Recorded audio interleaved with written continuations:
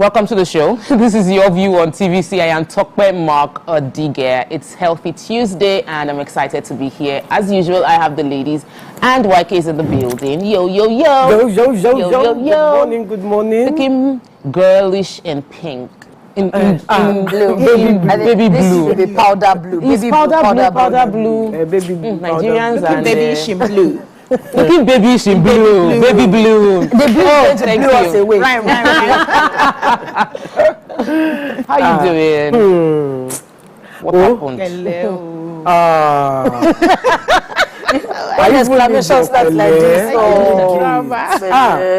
So, we have 2 generators in our house. No. We have solar. Okay. And we have NEPA. Everything. Yesterday. All together. You know, the solar worked till... So part of the night. No more. NEPA, they don't tell us the transformer don't blow. So, The forget. grid collapse. Yeah. Hey. Generator. They've knocked 2 generators. One 80 kVA, one 65 kVA. That's a lot. I am just fed up. Auntie, are you sure you're not going to move to where there is band A? I know you will leave your very spacious compound. You know, because some of us... But we have not even received the bill from NEPA for shrine.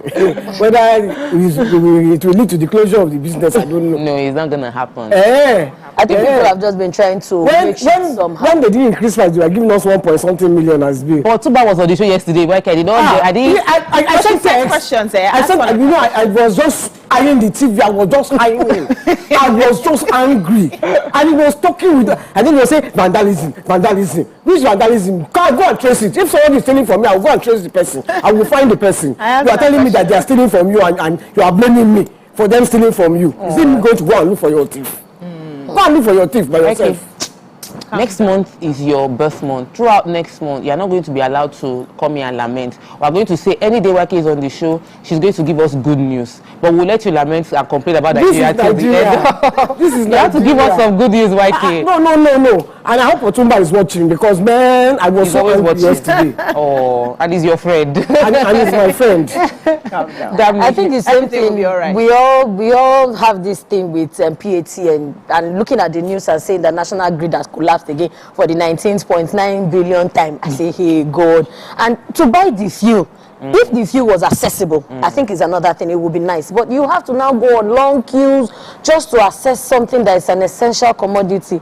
It's not been too nice because my son woke up at about 2 a.m. I started fanning when the gen went off. And I asked, I said, Sheko say money. They say no fuel again. I said, God, this is how we run our life till the end of the week. See, damn. Person cannot even be buying diesel again like that. But diesel price has come down. People don't mention when things go down. Has it come down? I say generator don't knock for us. How will I buy this? Diesel price has come down. Really? Naira price has gone up. Come We down. did not say anything. How much is this? Let me hear. 1.3 now. Okay, you were shouting when it was 1.8. Yes, we need to come down more because it's really affecting everybody. I don't go to my shop every day now because anytime I'm there and I need to make videos, we have to put on the gen. Because I went there yesterday, they said there was no, driver, carry kego, buy, I will pay you back. Immediately he came back, madam, have you transferred my money? I said, I'll transfer your money. And once I'm done that day, that feel is finished. If I have to go back today, I have to buy. So I'm not going to the shop today.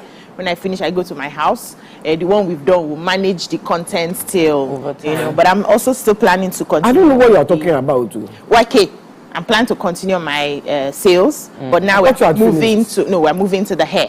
We're moving to the hair, so it will be starting this Friday. So get ready. We've got amazing hairs for you.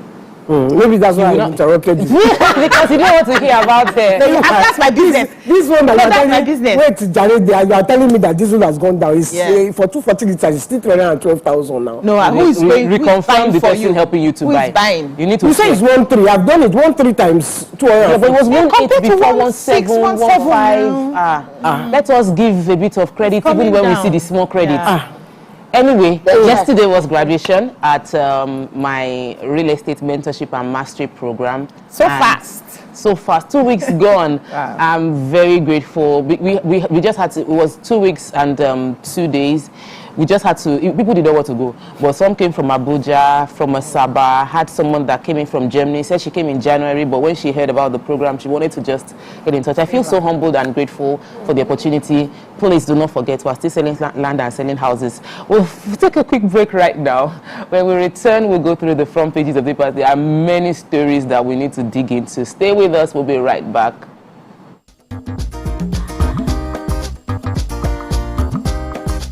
Stay tuned. Your View will be right back.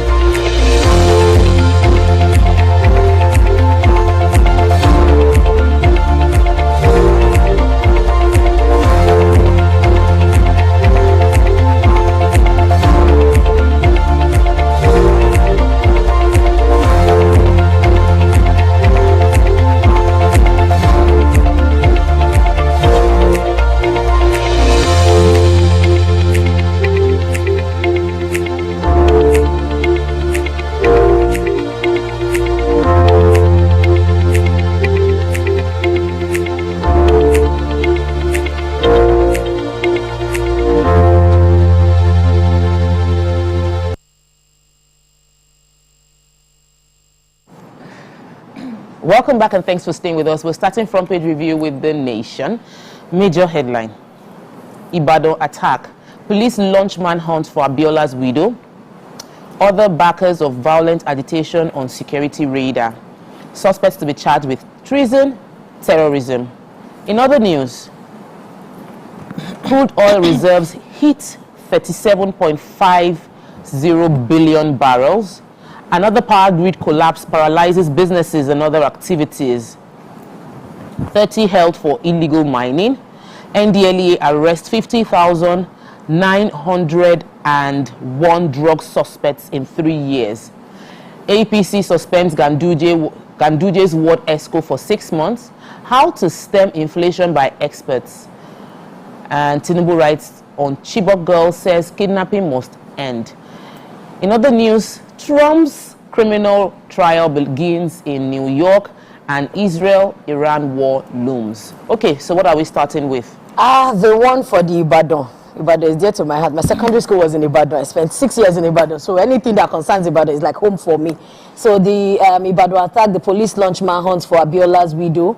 And this one says that the police yesterday launched a manhunt for Mrs. Dupe Onitiri Abiola, a suspected sponsor of the invasion of the Oyo State Government Secretariat in Ibadan by some Yoruba Nation agitators. The manhunt for Mrs. Onitiri Abiola, a widow of the business mogul and prominent politician, the late Chief Moshood Abiola, followed her broadcast in a viral video in which she claimed responsibility for the violence that jolted the government of six southwest states. And in this news, it also said that the governor, Seyi Makinde, said invaders met superior powers. That the governor of Oyo State said the hoodlums that stormed the state secretariat met what was beyond their imagination. And the governor also assured that the state will spare no person and will deploy all resources to ensure a safe and secure environment. And same on the story, Onitiri also spoke. That's the special advisor to the Oyo State government on security, Fatai Owosheni, said Onitiri Abiola is a leader of the other separatist group. Owosheni, who spoke on the national television, said the woman has been there for more than 3 decades. So this one, I want to say congratulations to the people of Oyo and the government especially. We saw their sporadic response, and I think that that's how emergency should go. When there is an emergency at hand, let it be as hot as it is, please, because we also know that, yes, security agents, but in the video I saw, I feel that our security apparatus or architecture, they are not well equipped, because the whole retreat, advance. I mean, there are some other tactics that we can use. Process even on how to deal with such kind of thing. You understand? Kinetic and non-kinetic. Again. Even with ammunitions. Well, one of the lady that was among them said they had promised her a better life if she takes part. Another one said he was defiant. There was a professor among them, a 55-year-old lecturer of Federal College of Education. You know, so they got these people. And my own shock is, we the Yorubas that did not know about it. How can you tell me you are my leader? Who's leader? Honestly, who appointed you? Exactly. When did we have that conversation? But it's not our hot topic, so... Yes, inflation, no. They said inflation has risen to a new high of 33.20%, and experts are calling for intensive and complementary fiscal strategies to support the monetary initiatives being taken by the Central Bank of Nigeria in order to stem the rising cost of living. Now, the National Bureau of Statistics yesterday released the latest inflation figures, and I'm going to take them. It says that it increased by 150 basis points from 31.70% in February 2024 to 33.20% in March 2024. Now, the jump in inflation rate exceeded most projections, and the inflation rate was 30 basis points above average analysis consensus of 32.90%, which was originally estimated by Bloomberg. Now, the headline inflation was primarily driven by increases in food inflation and core inflation, which rose by 209 basis points and 77 basis points to 40.01% and 25.90% respectively. They said it also included all items, farm produce, energy, and on a month-to-month basis, it showed 10 basis points from 3.12% in February, 3.02% in March.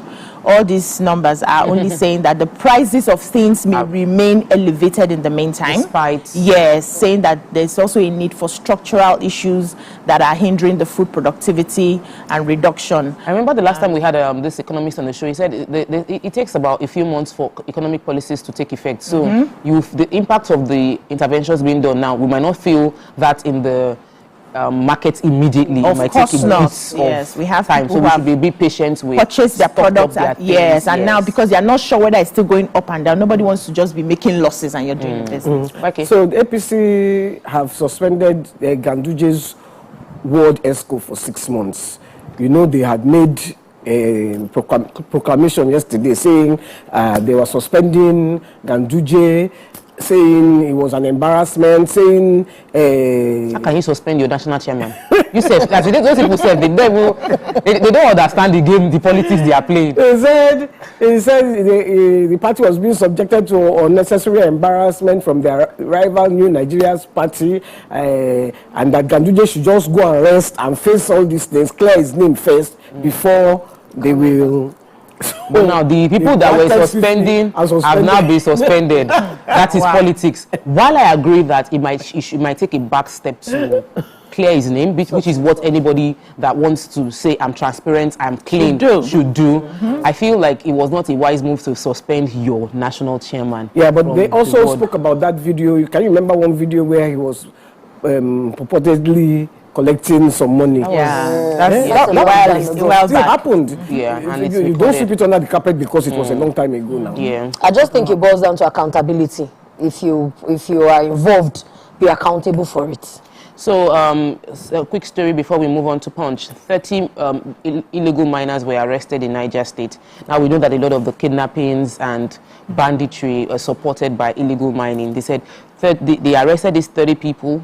The Commissioner for Mineral Resources in Niger State, Garba Sabo, had said yesterday that the ministry had profiled 229 mining companies for assessment to determine which of them they would approve or disapprove. Like they're already working.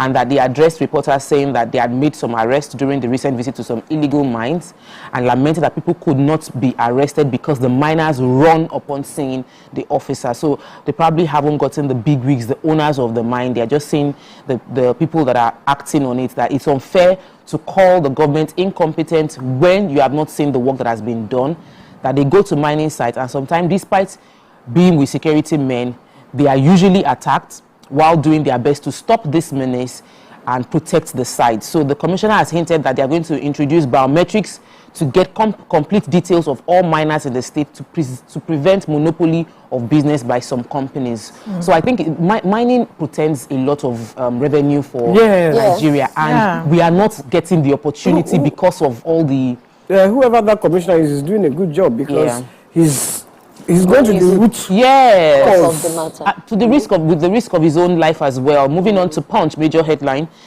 Vandalism worsen grid collapse as gas shortage slashes power supply. In other news, Nigeria's FDI fell by $19 billion in 10 years. That's from Edu, our minister.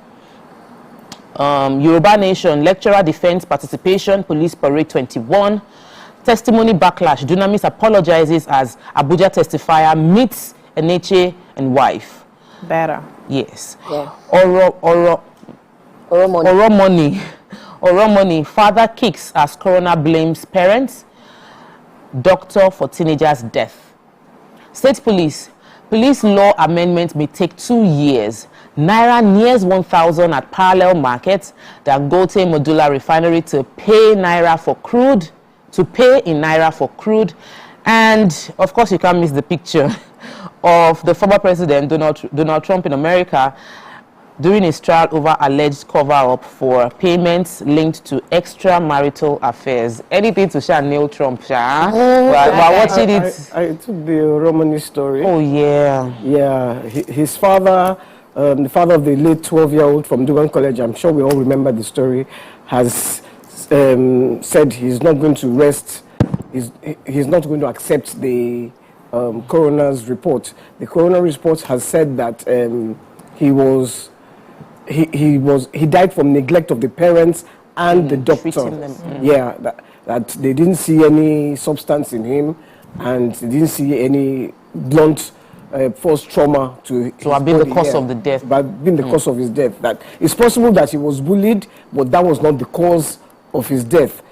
Apparently, he had had an injury. And sepsis. We had the corona, one of the coroners here. And it was so sad. Which is a very, people don't know about it because it killed my uncle last year. And that's what killed him. I don't know. It wasn't from the school. I think it wasn't directly from the school. It wasn't directly from the school. They said it was negligence of the doctor. And it isn't our hot topic. We cannot discuss it further because it's something that if we start, we cannot finish. We'll take a break. When we return, we'll move on to another story. Stay with us. We'll be right back.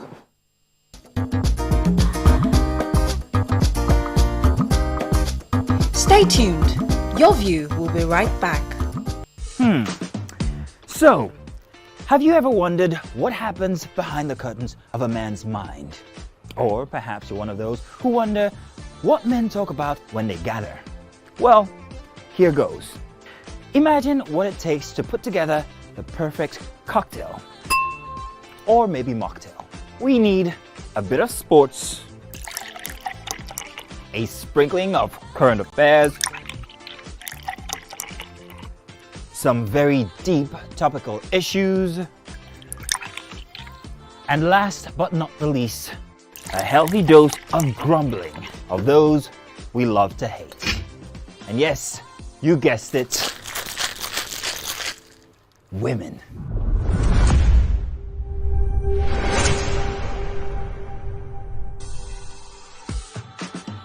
So, if you catch the drift, then you're onto something. We will provide you with the right insights into most of your curiosities, right here within this beautiful cocktail we call the Black Table.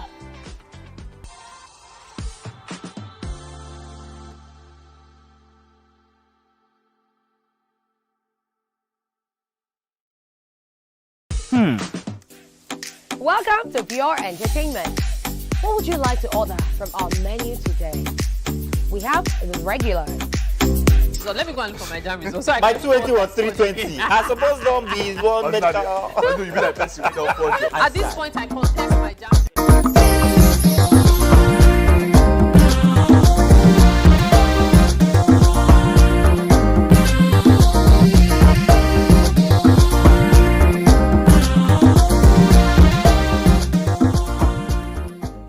All right, welcome back and thanks for staying with us. We're still going through the front pages of the papers. And yesterday we discussed the Dunamis story. I know Dami has the return leg of the first match. Yes, and that one said that Of course, we all witnessed it on Sunday. This one said the woman who was accused of lying while giving testimony at the Dunamis International Gospel Center, Abuja, Vera Ayim, has said she bears no grudges against the church. This following the controversy that trailed the treatment that was meted out on her to her by the church senior pastor Dr. Paul Eneche on Sunday.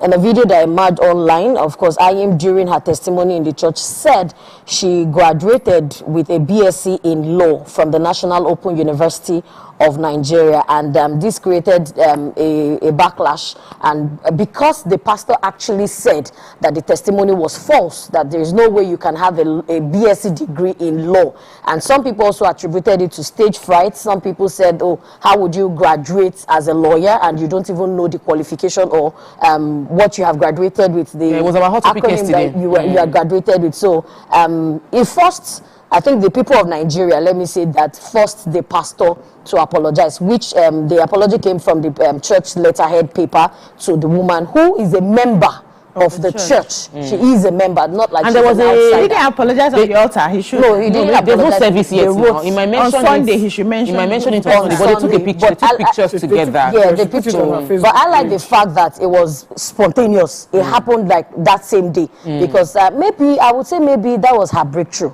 Because if she had just gone to do BSc in law, in quotes, and she didn't come up to give that testimony, nobody would have known the stories or her history. And but everybody, she had money yet.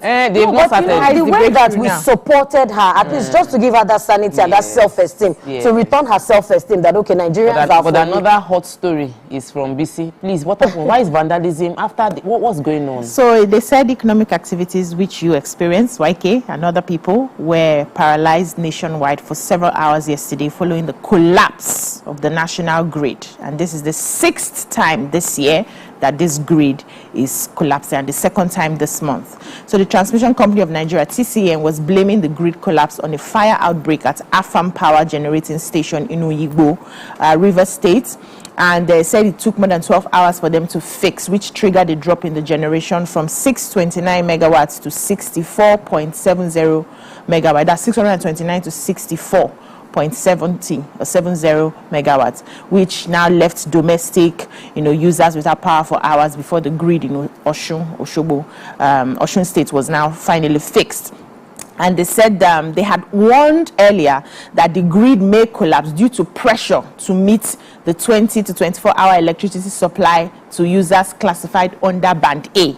And, they are still trying to sort out the modalities for that before the fire outbreak now happened and then the grid collapsed. And they went ahead to tell us, everything that happened in the Afam 4 power station and how they had sorted it. That how the fire, took... broke out, yes, they gave a breakdown, just giving all the megawatts reduction and increments and all of that. But they are saying, but now started the fire. No, vandals didn't start the fire. A fire just broke out. But then they also complained that one of the reasons also that people have been vandalizing, if you vandalize the gas process, yes, it can lead to fire outbreak, and then people are also stealing their, So I was going to talk about wires. When they know that this happened, but the way we are approaching it is different. Me, I have to. They put bail for 2 of my staff now that they stole cable, and those boys were innocent. They are farmers on my site, but they said they stole cables in Ekpe, and they rounded everybody on all the estates.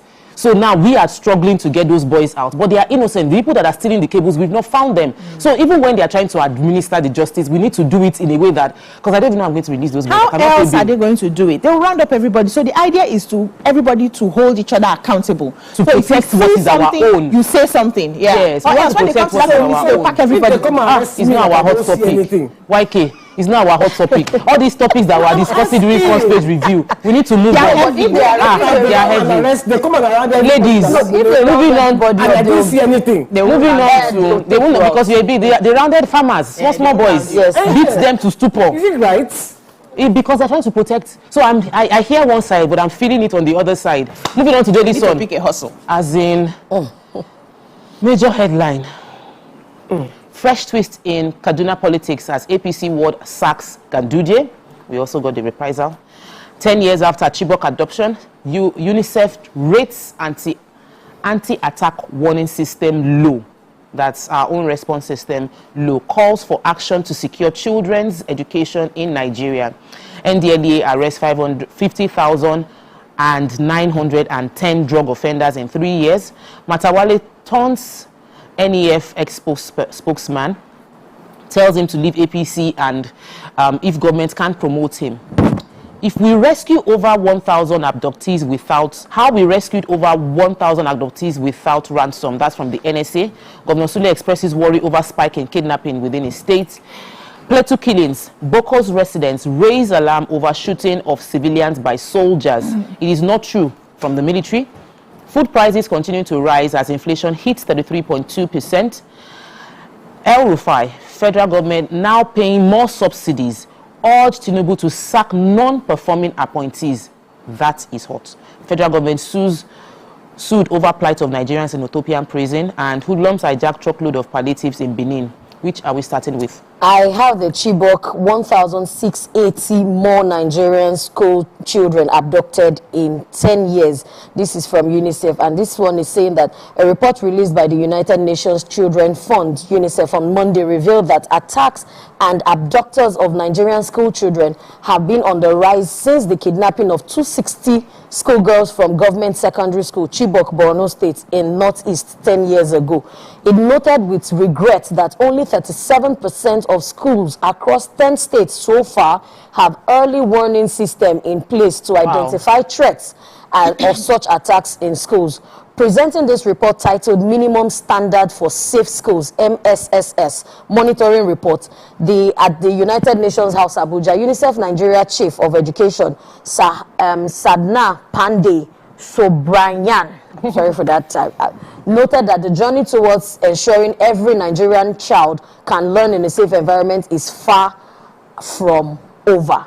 The report also read in part 1 that in the last 10 years, conflict-related violence has led to more than 1,680 children abducted while at school and elsewhere. 180 children killed during attacks on schools, an estimate of 60 school staffs kidnapped and 14 killed, with more than 70 attacks on schools, according to the verified reports by the United Nations. So I think this one for me is saying that we need to just up our games in security. It's becoming very incessant. It's closer to us than we even think, because sometimes it feels like, oh, thank God my family is not there. Oh, it's in the Northeast. But we have these things trickling down even to Lagos, even to when we had the attack on the school children in Ekiti State. So it's closer to home than we used to think. So I would think the federal government should be more interested and invest in security over the nonchalance that we see that they usually bring to the table. Yeah, so, okay go ahead. Yeah, you are going to take the NDL story. You are going to No.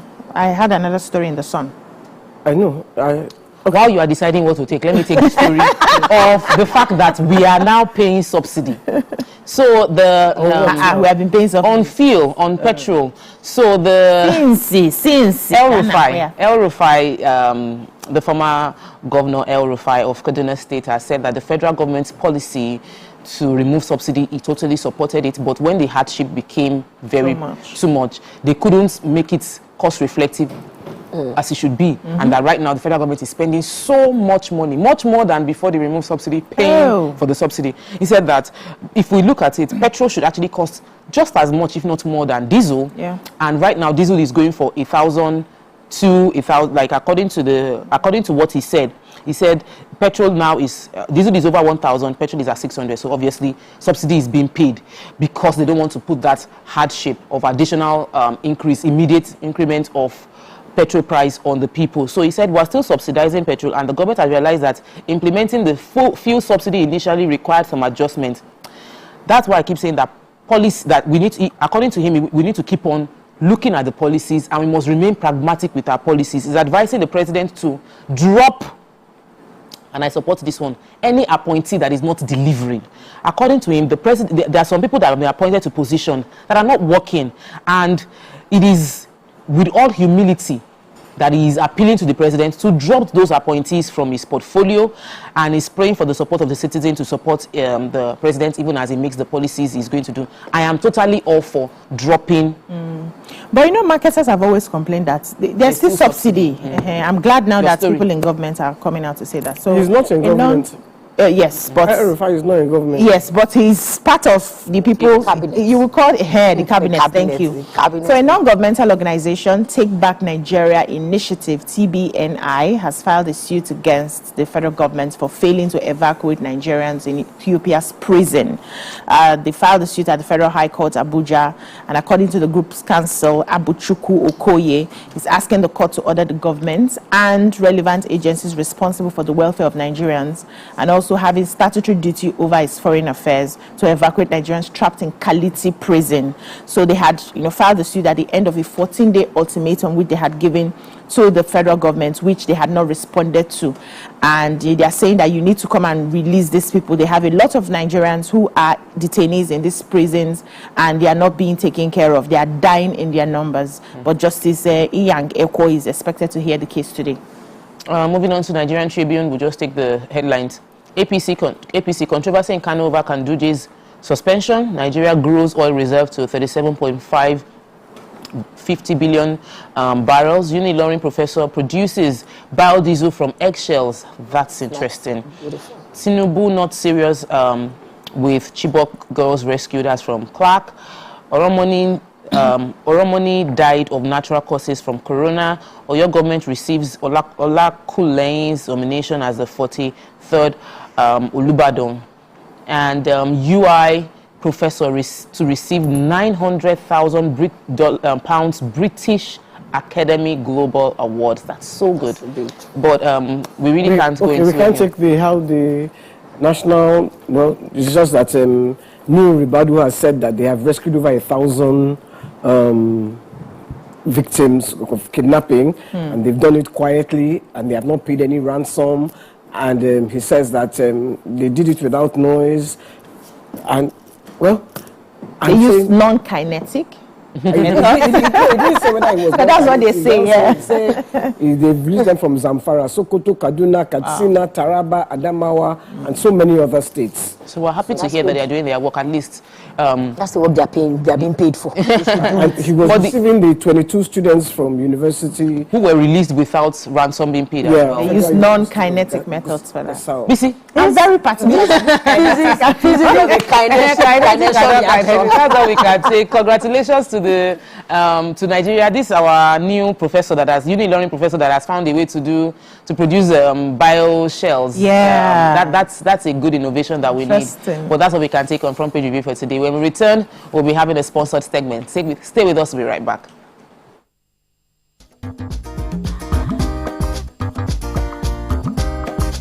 Stay tuned. Your View will be right back. TVC Communications, Nigeria's leading independent broadcast company, has been officially designated as a great place to work. Over the past 3 years, we have transformed our workplace into one which is respectful, caring, rewarding, and provides great benefits to all our 500 employees. We thank our team for giving us the chance to show that partnership between employer and employee really works. TVC Communications, officially designated as a great place to work, and now the only broadcasting and media company not just in Nigeria but throughout continental Africa to be fully certified. TVC Communications, a great Nigerian company, a great Nigerian place to work.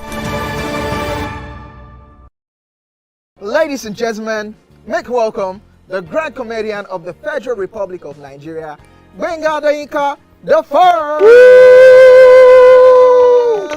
OJ right here, 7 of 7, like you already know. Gbenga right here, 7 of 7, like I'm beginning to know.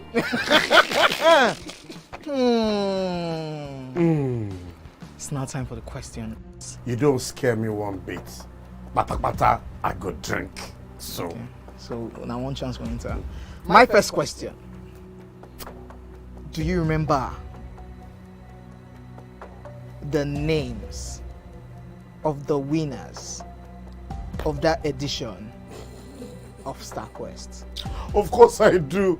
Why do you? And I hate myself for this, because I have this question for you. Final question. No. Where outside Nigeria and what year? I think you're the only one that can be wicked. I am thinking, because I know back in the day. Don't think. Answer my question quick. You are thinking too much. I don't like it. The UK. Final answer. Okay. I said, God, please, let me to perform outside Nigeria. Wait. And God gave me a show in Ghana. Drink, my friend, drink. I don't overthink this thing. See where I can. Yes, you overthink them. I would say you should catwalk. Let's catwalk. Where are we? No, that's not catwalking. That's good talking.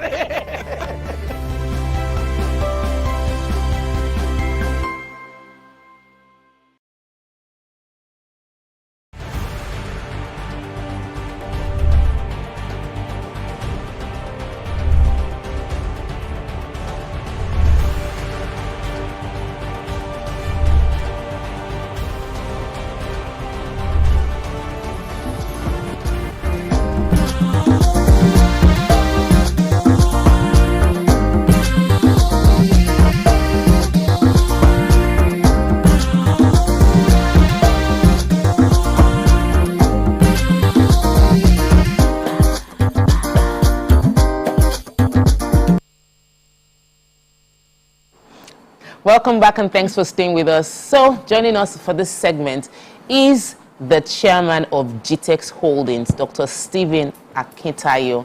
Dr. Stephen Akintayo is, you've been on the show a few weeks back to talk about this, the projects in the US. So in recent times, you've been talking about the GTEX Holding expanding to the US with the operation. You've told us how far the project has gone and how you want to do projects in Georgia, Alabama, Houston, Texas as well. So can you give us more information about it? Yeah, so the Georgia one is already completed. So it's a 20 unit of 3-bedroom townhouse that we're selling at the moment. In Alabama as well is a fix and flip. So we have them already ready. So they are currently being sold. Yes. Okay. So it's the Houston one that are new developments that were started. Yes. Okay. Yeah, and I remember you said the last time one of the reasons you decided to venture internationally, aside from still having your estates in Nigeria, can you, for the benefit of people who are just watching for the first time, can you tell us how GTEX is doing in Nigeria and why you decided to expand into the US? Well, so the Nigeria one of the things we started 9 years ago was what we call service plots. So service plots are basically you buying a plot where there will be drainage, there will be fence, there will be proper security, and then you can build your house. We realize that in Nigeria people want to buy land and build their house. They don't, some people are learning to buy houses as well, but there's more passion for buy my land and build. But because of our Monila issue, the now advent of estates that are properly structured. Because when you look at how we sell land, there's no plan for layout. When you buy land, let's say 50 acre, 20% of it is supposed to go for infrastructure, the road, the drainage, and you will have seen a lot of poorly, developed neighborhood across Lagos where there's no proper size for road, no proper drainage, no proper, even water system. So for us, we started with that, and it's been, today we have over 20 estates across Nigeria, Abuja, Port Harcourt, Asaba, Lagos, everywhere. And for us, it's more of housing was next, but the housing thing, we couldn't move the way we wanted. And we felt that it was easier to expand when it comes to building houses internationally than in Nigeria. Because the challenge you have with doing that in Nigeria is that today you tell somebody, I will build your house for 100 million, 5-bedroom. Then dollar versus naira, inflation. Now it's strong. But it hasn't trickled into the market yet. Exactly. I mean, inflation now is 33%, the latest report. It's on higher. So cost of buying things to build is just not something you can predict. Now, we're still doing that, but we're just not doing it aggressively as we would have wanted. So for us, it was easier to then do that internationally, where you can, your analysis is more accurate. Yeah. Okay, let's investing in global real estate. I know that it's not cheap, of course. Even the local one is not cheap. But how do you plan to raise funds to continue this level of expansion? And who is also the target market for the businesses in the US, for the houses in the US?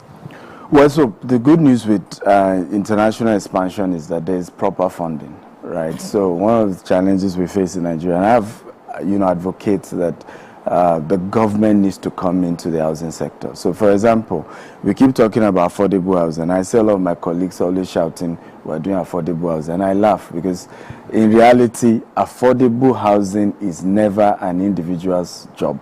It's never a private sector thing. It's always a partnership with the government. When you hear affordable housing in the UK, it's actually more of the house is built at the proper price, then the government pay you, the developer, to subsidize it.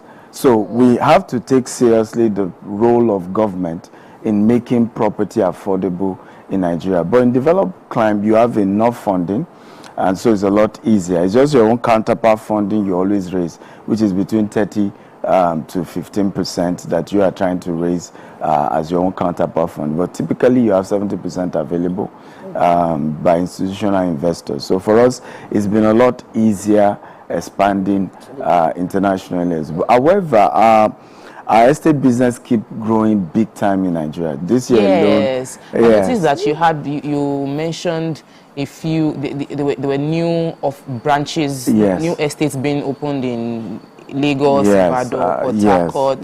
Give us more. Yeah, so amazing expansion in Ijebu. You are a Ijebu woman. Okay, I think you are from Ijebu now. Yes, I am. Right, so we're also in Port Harcourt about 2 new estates. So we're still expanding big time because I think the last time I came here, there were assumptions, people feeling maybe we have stopped working in Nigeria. That's not it.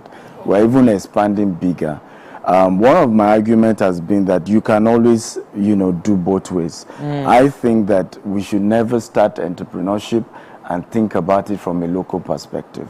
You can think of a global feel to business. And I mean, look at our music, look at our movies. If we never had a global perspective, we would not be enjoying what we're enjoying today.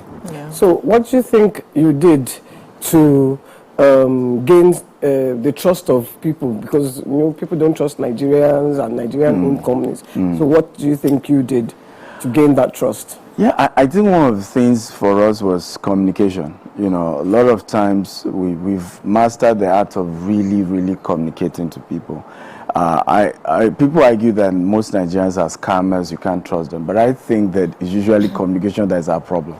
If a Nigerian tries to promise you that he's going to sell you this chair for, let's say, 30 naira, he gets to the market, he has planned he will buy for 20 naira, gets to the market and is now actually going for 29 naira.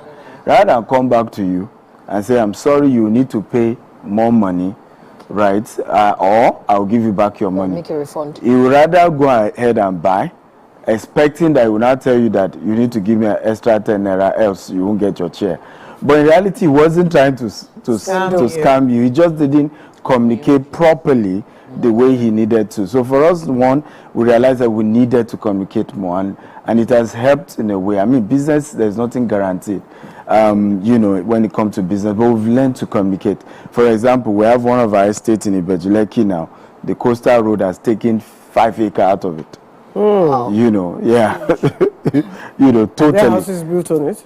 Thank God. When we got to know that there were going to be coastal road passing around the area, we paused building houses. It goes back to what we were saying about why we are not able to expand housing the way we would have wanted. Because usually you just hear something is going on here, something will come up here. And so at least the house issue wasn't there. But the fence is affected. And when you look at, we had to do the interlocking of the road, we had to do the fence. That in itself cost us over 300 million to 500 million to do all those that we did. Even a site office was built there as well. Because again, in Nigeria, encroachments, Ajagungbale issues. So if you don't fence the land, people will just take it over. So now you've lost all of that, even the sand filling that was done. So Nigeria entrepreneurship is really difficult. But what we have had to do is just keep communicating. Yeah. This is where we are.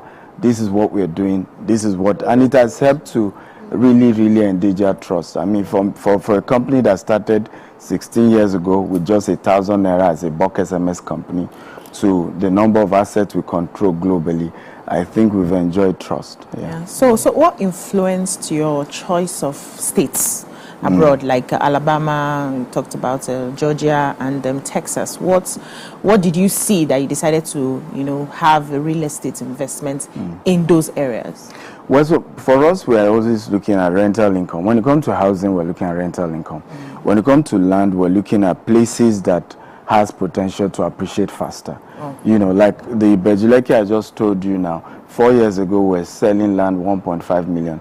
Now land is going around 30 million around that area, particularly because of the coastal road. So the coastal road also has its benefit because it has added value to land in those areas. So we are very strategic about if it's a house, where can we get the rental income? So Valdosta, for example, there's a naval base there, there's a university there. So there's, constantly people are willing to rent houses and they are paying you good money for your house. And for us, we looked at it that for our clients, a lot of our investors are still Africans. They're based in Nigeria or in diaspora. And many of them have issues of dollar, particularly those in Nigeria. They have children studying abroad. And so when you have certain assets in the US, at least the rental income can go towards taking care of your children's fees and their welfare and all that. Yeah. So one of the things that every business owner will complain about in Nigeria is the economic instability. Like it's YK starts the show every time she's here. There's something the government is doing. Economic deficit. Yes. What are the unique challenges that GTS has faced? You mentioned a few of them, the coastal road challenge, cost of building materials going up. But what are the challenges that GTS has faced and how have you mitigated those challenges to continue building your business? Well, so first of all, honestly, I mean, people will argue with me, but my view is that the last 8 years, of the last administration was a disaster. Wow. Particularly when it comes to business, when it comes to economic issues. It's taken the new government a lot to change trust, to build a better economic environment. I mean, we can see what's happening with the dollar, and I think kudos to the new administration. But for us has been that I tell people entrepreneurship, for you to be an entrepreneur, and that's why I think somebody once said it, that if you're an entrepreneur in Nigeria, there should be a free pass to heaven. You shouldn't go to hell. I'm telling you, you've been through hell already. Because you've been through hell already. And it's really because every day you're battling with either, people in various government establishments who have never really run business. So they even think you are the enemy.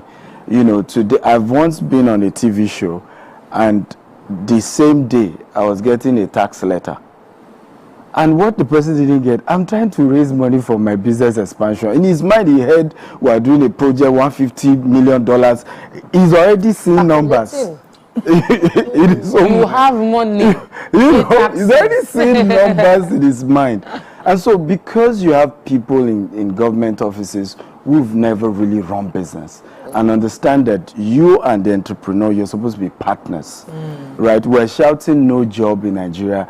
There's no job because businesses are dying, right? So until you begin to make it a partnership, you can't, always wanting to put pressure on businesses without also saying, how are we supporting those businesses? How are they surviving? How are they surviving? What are we doing as a government, as a ministry to support what they're doing, to support how they're coping, to cushion the effects of the challenges. But for me, what we have learned to do over time is to keep strategizing, always ask ourselves that, hey, we have decided to be entrepreneurs and our job is solve problems, come up with ideas, come up with solutions, and we will just keep doing that. And of course, regularly keep advising people in power, keep talking, because I realized that in Nigeria, entrepreneurs don't want to talk about anything about policies, and they are the ones affected the most. By those policies. A lot of my mates always say,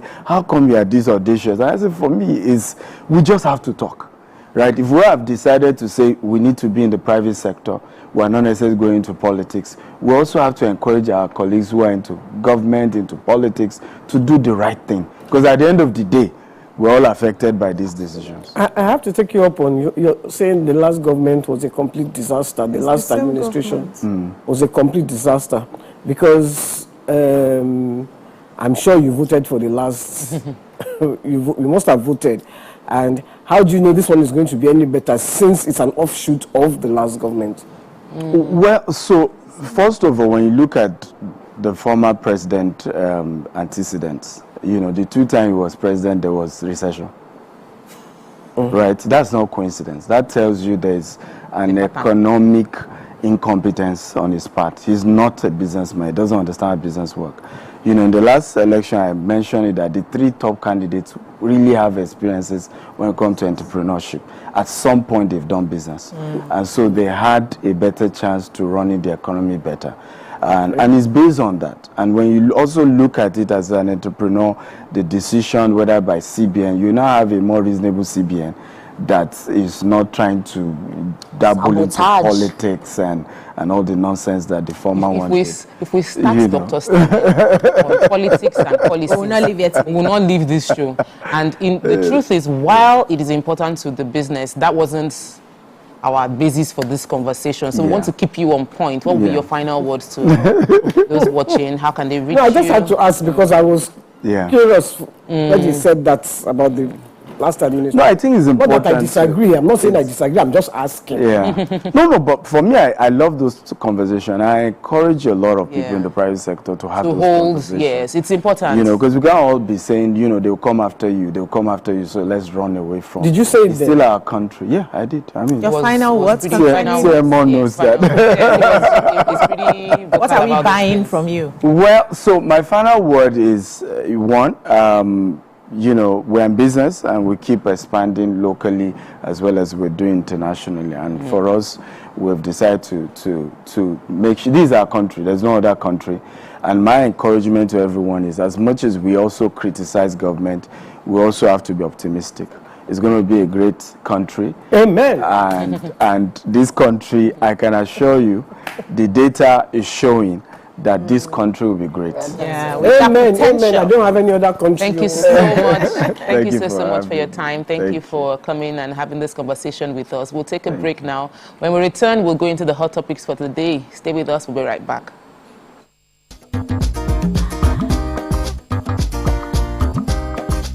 Stay tuned. Your View will be right back. Welcome to Pure Entertainment. What would you like to order from our menu today? Hold on. I now collect dollars. What? Yes. I don't understand what's happening to Naira these days. So it's going to be 2 million times today's exchange rate. Doctor, wait. Doctor, wait. Don't tell me you are one of those people who directly put pressure on the Naira and make it lose its value. You want to dollarize our economy, and yet you pretend as if you don't know what is happening to the Naira. I've told you about how you abuse the Naira by spraying and stamping on it during your occasions. To deface and abuse the Naira as if it's not our national asset. Chief, how take it easy? How? I will not take it easy. And neither will the Economic and Financial Crimes Commission Task Force on Currency Abuse and Forex Malpractice take it easy with you. They are coming from disease from economic sabotage, or you will face the wrath of the law. My name is Francois Temele. I'm in charge of Randos business. I oversee Randos business in Sub-Saharan Africa. Africa has been a market where we have been trying to get into for quite some time. And also we also feel that I think Africa is also the future. So therefore, by being there, it will help us connect, I think, with many shareholders, right? And also particularly. Welcome to Pure Entertainment. What would you like to order from our menu today? We have the regulars, So let me go and look for my jam results. So My 20 was 320. I suppose don't be one medical. At this point, I contest my jam results. I want to close the show. I can go. I can. That's I all we leave can Nigeria, take. but I choose to Ejeki, stay. close the show here for that long. Ladies and gentlemen, number one, Unavailable by Davido featuring Musa Keys. We also have today's chef special. Yo, shiny, yeah. Say recap done, and it's time for number one on the countdown. One of Nigeria's hottest artists right now, his name is Rema, and this one is called Charm. Kick it. Another.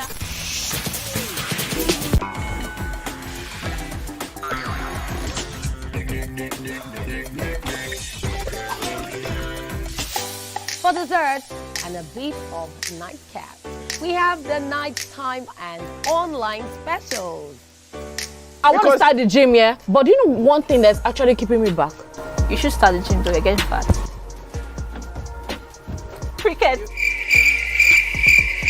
She says she does pole dancing to empower women. What's the difference? There's a difference. Yeah, That's what I'm saying. So pole dancer, you're already almost naked. You're already almost naked. No, the empowerment for me. Sex can make a relationship better. No, sex can never be.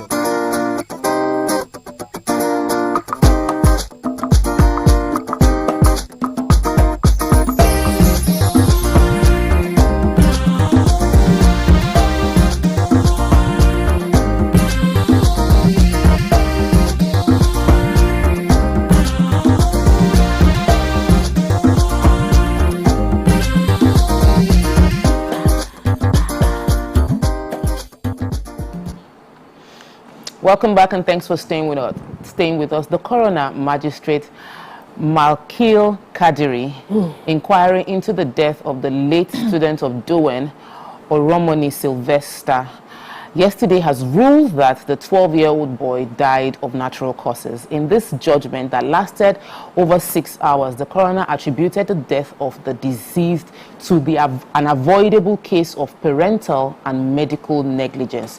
The coroner held that Oromoni's died of sepsis emanating from infection of the lungs, kidney caused by an ankle injury. What are your thoughts on this? So we discussed it briefly during the newspaper review. But you can join the conversation by calling us on 081-076-41679 or 090-241-63440. Or you can also tweet to us at TVC Connect, #YourViewTVC. YK took the story earlier on the show today, and painful as it was to discuss it, it was, you know, really sad to tell a parent that they are the reason their son died. While there may be other contributions, the core reason the boy died, they said, according to the coroner's report, was that it was negligence. YK, you were going to go into some conversation. I said we should save it because we were discussing it later. Yeah,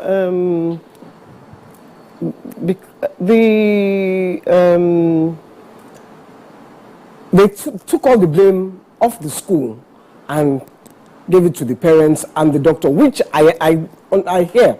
But you see, the injury started from the school. Now, I think that when you are paying such large amounts of money to schools, it should be their responsibility for the first treatment. The first hospital. I mean, around that school, you have some of the biggest and best hospitals. There is no reason why that boy was not treated properly first before his parents were sent for, because you are the custodian of that child. Yeah. When you take that child into your premises, you become the custodian of that child. So I wouldn't absolve the school 100%.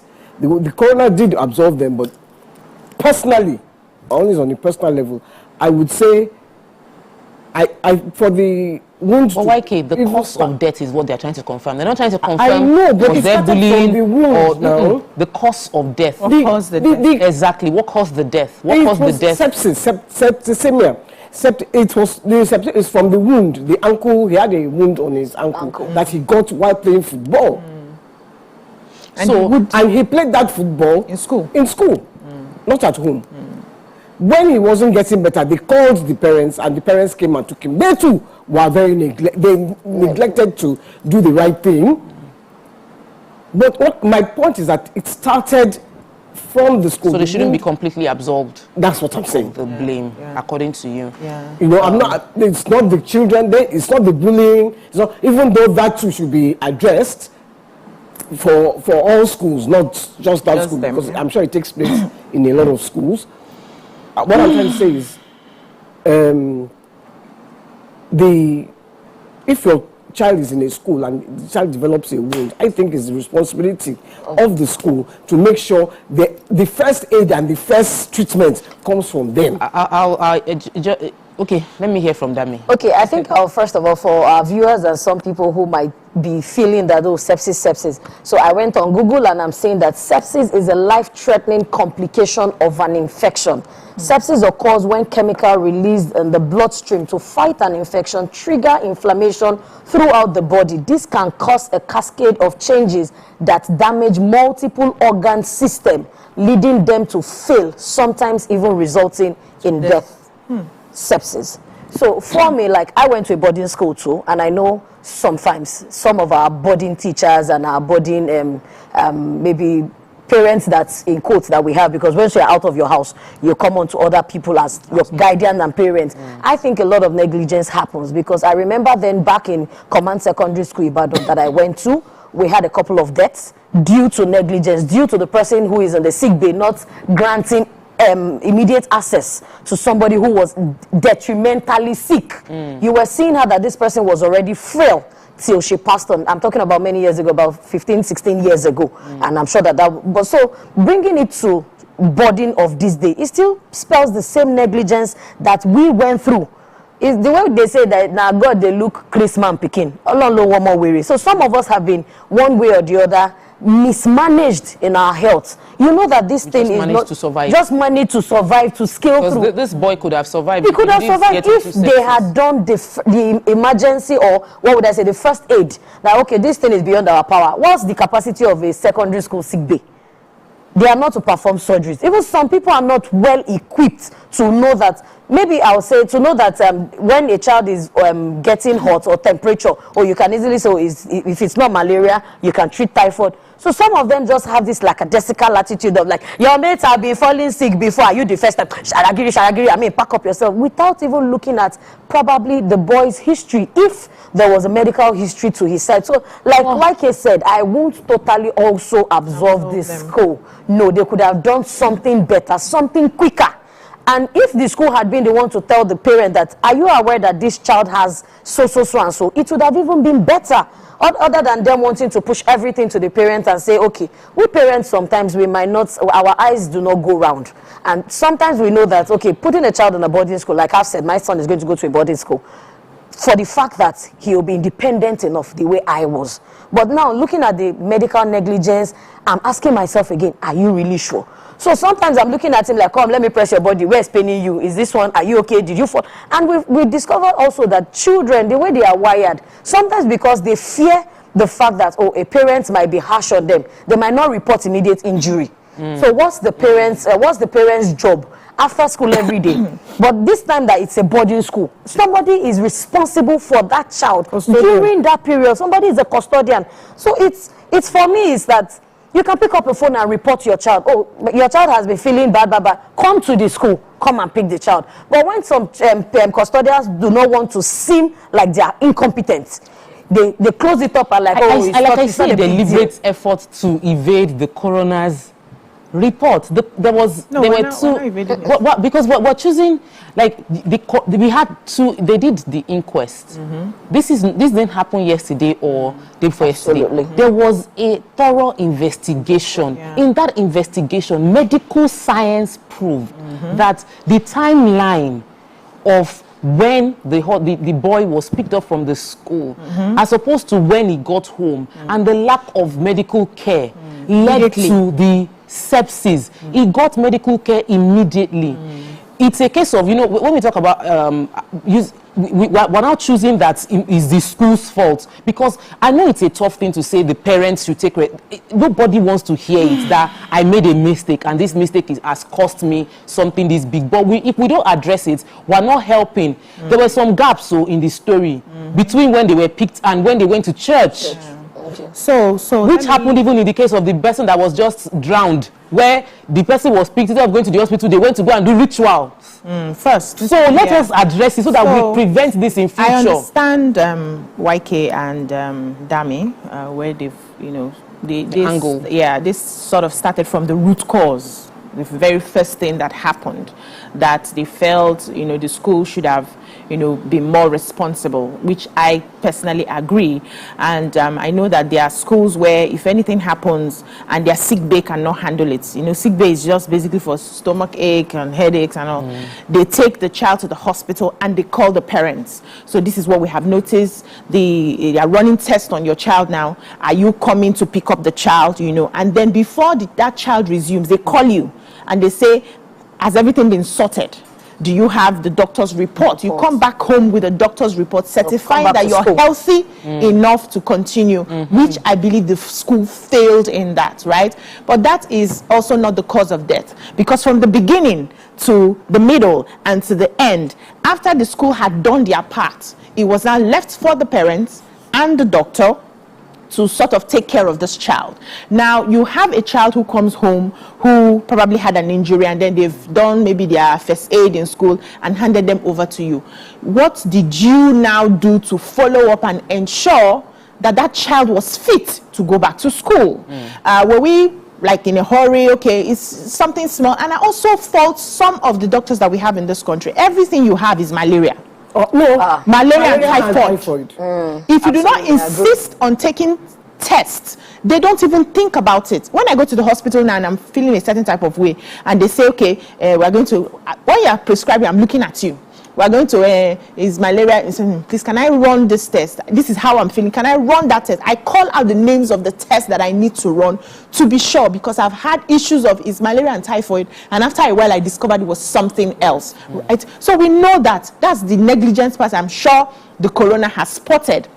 And also the fact that the parents did not do their due diligence. And I know it's painful to hear this as a parent, with everything you're doing for your child, to realize that by some mistake that you have made, it led to the death of your child. No parent wants to accept that. No parent wants to believe that. But I know that we need to begin to have these intense conversations, because we are human beings. Even though we are parents, we can fail. We can make mistakes, right?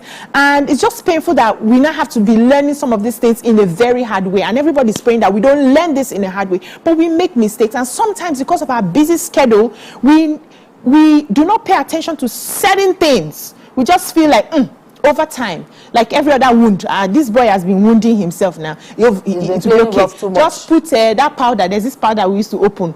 Is it red and yellow capsule? We pour it there, cover plaster. It will be fine. Now we know that with every little thing, we must pay deep attention. We must certify that that child is okay before we go back to, or send the child back to the boarding house. It's really a painful story, but we must pay attention to what the coroner has spotted for the parents and also for the doctor. I really do not know how they went about with the doctor, what he diagnosed and all of that. Yeah. The doctor, did they send the child after the wound back to the school? No, that's what I'm saying. The way the chronological order of the story, boy complained of leg pain, went to the sick bay. The treatment, immediate pain relief was administered, and then he was sent home. Okay. So it was when he was sent to, they said, according to the report, they said they didn't take him to when he was sent to me, they didn't take him to the hospital immediately. 32 hours, almost 3 days, like over 2 days. Over 2 days of not going to the hospital before they now took him to the hospital. And when they got to the hospital, the report that people that came out upon his death was that he was beaten in school and then probably poisoned. Yeah. So it was a case of, did he die based on being poisoned? No. He didn't die based on being poisoned. Could he have been bullied in school? Maybe. There were those fights. There was a thorough investigation. Autopsy was done in Lagos. Autopsy was done in Delta. So the two autopsies proved that there was no poisonous substance. If we lay that aside, and I'm guilty of this. Many of us parents, especially when we are spiritual, feel like when we pray about something, this is very, very close to home, because while I was in Mauritius, my kids had chicken pox, and my husband was busy saying, take them to the hospital.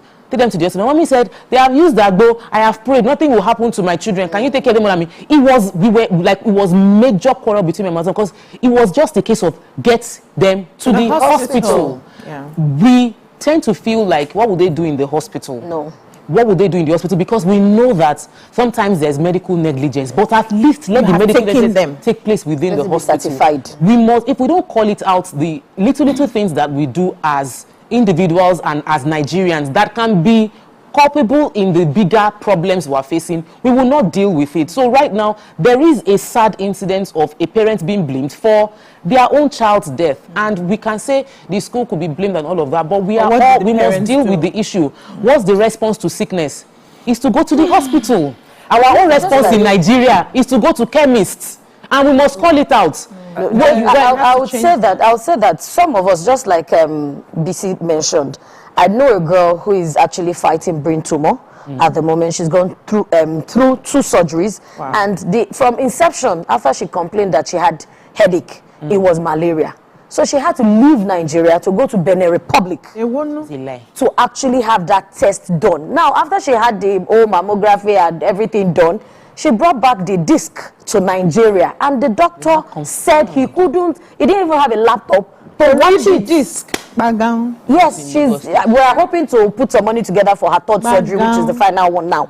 And she said even up until paracetamol that you administered here, he doesn't even feel that's original. It doesn't work for her. So imagine somebody who's been to the hospital about 6 times, and you keep getting malaria, until when she traveled to Benin, then they noticed that there were sprinkles of brain tumor. Hey. So she is an advocate of anybody who slumps and dies. It might just be brain tumor over a while. So these medical people, this medical architecture apparatus, they are the first respondent of our lives and safety. So I'm glad you went there. Sorry, Tokwe. I'm glad you went there. We have the father on Zoom. The father is and it's a painful conversation to have. How could we have avoided this? What could we have done, and how do we prevent it in future? Welcome to the show. Good morning, sir. Yeah, good morning. Good morning, sir. Yeah. Please, I'm using a friend's phone. I think we can try. Okay. So we've been discussing the results from the coroner concerning the sad demise of your son, and the report and your reply to them. We'd like to hear from you. What was your immediate reaction? We have a video of it.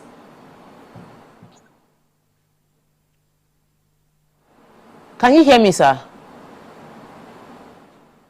Based on what we've heard from the coroner, it was a 6-hour judgment. Oh, there's a network challenge.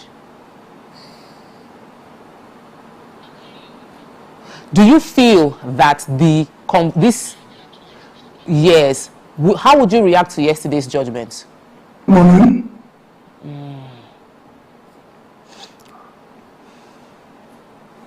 I think we're having a bit of delay, so we'll just wait. He can hear me, so we'll wait for the reply.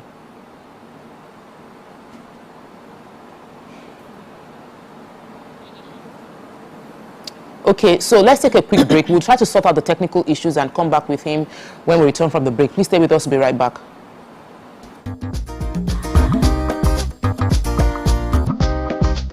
Stay tuned. Your View will be right back.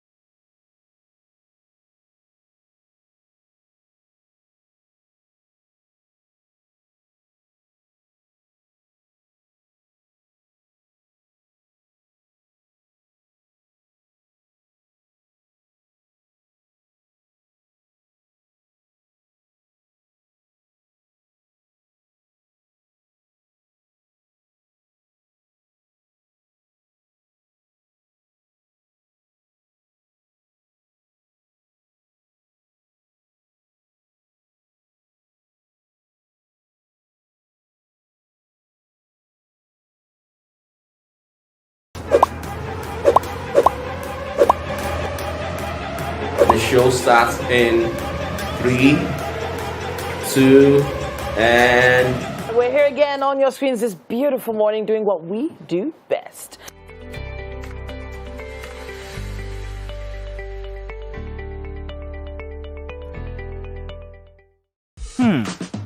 So, have you ever wondered what happens behind the curtains of a man's mind? Or perhaps you're one of those who wonder what men talk about when they gather. Well, here goes. Imagine what it takes to put together the perfect cocktail. Or maybe mocktail. We need a bit of sports, a sprinkling of current affairs, some very deep topical issues, and last but not the least, a healthy dose of grumbling of those we love to hate. And yes, you guessed it, women.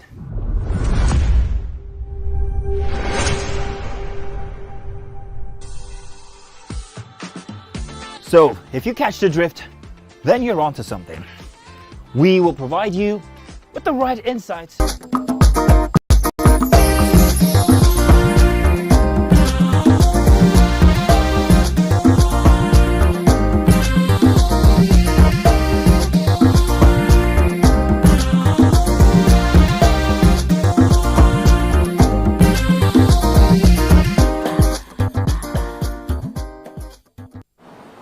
Welcome back and thanks for staying with us. So we've been discussing the judgment of the coroner concerning the death of Sylvester Oromoni. Took place in 2022, and we have his father online with us right now via Zoom, and the conversation is to ask him his reaction to the judgment.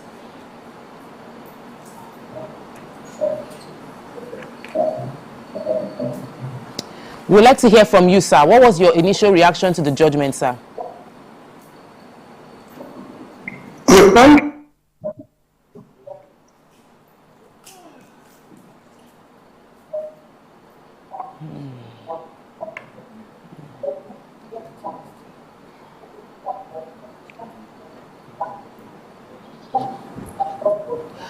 I think that what we'll just do is we'll try and reach him directly on the phone. I think we're having technical issues with the Zooms. Yeah. But while we're waiting to have his own official reaction, what do you think? Because right now we're trying to draw what we empathize with him for such a terrible loss, and we're trying to think about it as parents, grandparents, as a nation. How do we ensure this doesn't happen again? What are the things, what are the lessons that we have learned that can help us to rise above these things from happening? I think one of the first things is to regulate these hospitals. That's, you know, they are not regulated. Any Tom, Dick and Harry will just stand up, I want to open a hospital. And then there are no checks and balances. Nobody is coming to check that this is certified or when you go to hospital, everybody is typhoid and malaria. They don't bother. Look, I took my grandson. He wounded his leg when they were here, and I took him to this hospital. When I even saw the hospital, I wondered what I was doing there in the first place. Then the doctor was now on the phone. The only hospital only has one doctor, the owner. Wow. So it was the nurse and the weather, I don't know. Auxiliary nurses and support attendants. And my grandson was screaming, and then he was asking, why are they doing this to me? 5-year-old child was asking, why are they doing this? I said, excuse me, it's all right. Leave him. Leave him. We took him away. They could have even gone to go and cause, because the way they were treating the wound, it was terrible. Ew, no empathy. And not like, it wasn't like hygienic, right? Because I think that's what you were saying. In non-hygienic formats. Look, I have to be mad for anybody to take me to that hospital again. I will never. So the low-end hospitals, we could... Even high-end. You'll be shocked. Shebi, I went to one recently, and it was my daughter that I brought there, my little girl. And, you know, the way the doctor was attending to us, no eye contact with the child. He was quite scary. And he was looking so unkempt.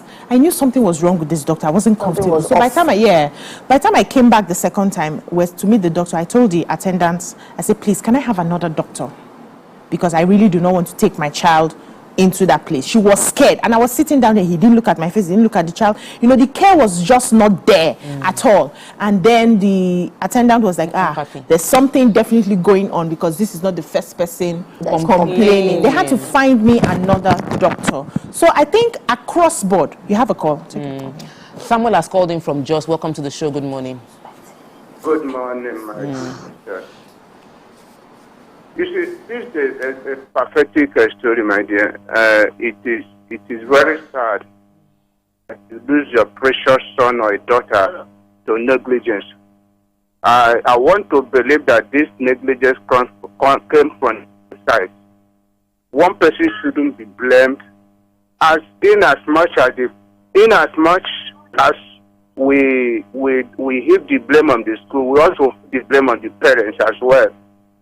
Because this is just a collective negligence, so to speak. But like one of you rightly said, what should be paramount in our mind now is how to mitigate against this devilish and sad story. Because if you don't nip it in the bud, you might see yourself in the coming days or months or even in years it's occurring again. So we should task the school authorities. If you are establishing a school, there should be medical facility, equipped medical facility. You don't just bring people's children and when it is headache or whatever or running stomach, you send them back. If I send my child or my daughter, my grandchildren under your custody, please, whatever happens, you should take adequate responsibility. Because I am praying for his upkeep. I don't just go in here because they are giving us a certificate when I was in school, they are both in character in learning. I am bringing the child for you to a proper upkeep, not just for school purposes. Please, parents and the school authorities, we should take this into consideration so that we don't have a repeat of this ugly situation. Thank you, and God make you. Thank you so much, Mr. Samuel, for calling. You were saying something. We just need to be holistic in our approach, which is to pay. Sorry, it's back on the phone. Okay, so I wanted to get your initial reaction. We had technical issues, but what is your reaction to the judgment? Do you agree? Do you disagree? How do you think it could have been done better?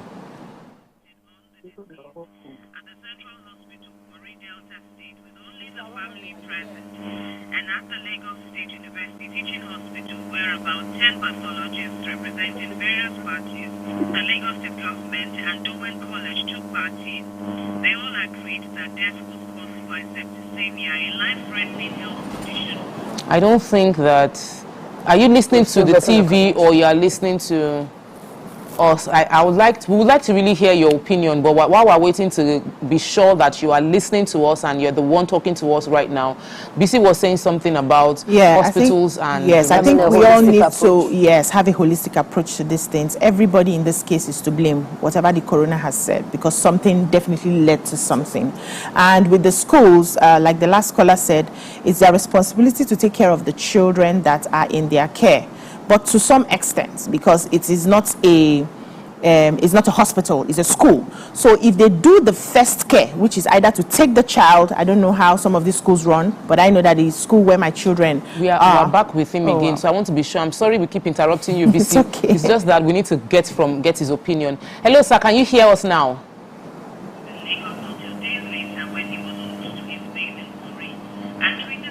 I'm not sure that we are on the right line. Can you hear us now? No, I don't think so.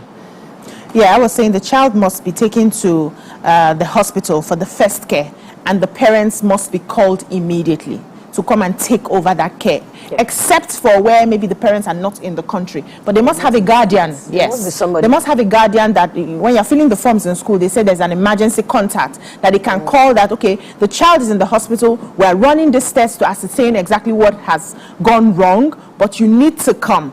And from the point that you pick that child, the child is your child. The child becomes your responsibility. You must do all that you can to make sure that your child is okay before releasing that child back to the school. There are children I've heard, even while I was a classroom teacher, that we have to send them home because you tell the parent to come and pick them from the clinic. They go the next day, they bundle them and sneak them into school because they are working, they are doing business. Nobody is there to pay attention. So we now have to call, you are going back. back. You're not properly okay. So that at least if it's something that is infectious, you don't infect the other children. So we nobody feel born your pikin pass as you take born am.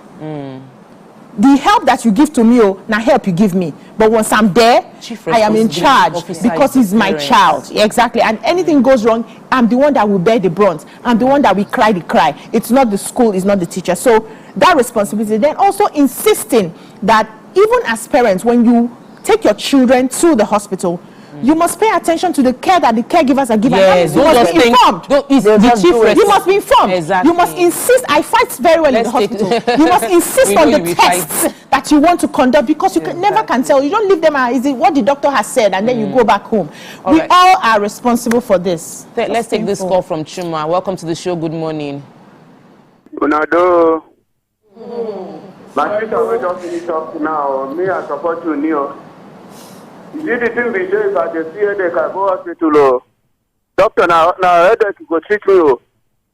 No insist on another test because as you are doing that one, you don't want to make us spend more money. If I carry bleeding wound come, I bet treat me on that wound. No, not me to so much test. Because sometimes why they do and be said they won't collect more money from the parents and the children involved. That's not true. So I beg. Man, I know they collect money unjustly. Thank you, I beg. Mr. Chuma, this is also part of the problem. The assumption that when a doctor says let's do further investigation, we assume that it's because the hospital wants to make some money. While in actual fact, further investigation might reveal more information. That's actually where I'm going to. As painful as the death is, and just be in 1 minute. As Topper said, that we're all parents. I think that parents too, at some point, should be very truthful with themselves. Yeah. There are a lot of times we fill forms and they are asking you what are the medical probably deficits or what are the medical challenges, medical conditions that your children have. So and you're just there, no. And you know that there is a yes. Because these things, if you fill these forms, I'm sure it will help them to better prepare and to know. So that when your child is complaining of incessant headache or cold, they can already go back to the form field and say, okay, the child has a form of allergy. Instead of now administering something that will trigger the allergy. So sometimes I would enjoin parents that let us be truthful. Let us be very truthful in how we deal in the care of our children. Very important. I need to ask you this question because when you're saying no, maybe you don't even know. Or maybe you don't understand. In rounding off, BC mentioned a few things that are very important. Parents need to be aware, because if you don't know as a parent, if you are not observant as a parent, your child might not be getting quality care, and you are not able to help because you don't know, even in the hospital. So being informed is extremely important. We all agree that responsibility, if you have a child, your child is your core responsibility.